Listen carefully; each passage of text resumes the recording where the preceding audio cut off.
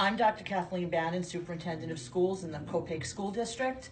We have a capital project going on at our Great Neck Road Elementary School. Great Neck Road is close to 100 years old. The building has a tremendous amount of history.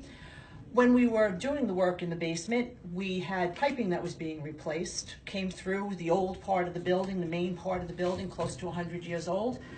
The plumbers and construction people got to a point, they turned the corner with the pipe, they came to a cinder block wall, as you can see, the actual wall was closed over.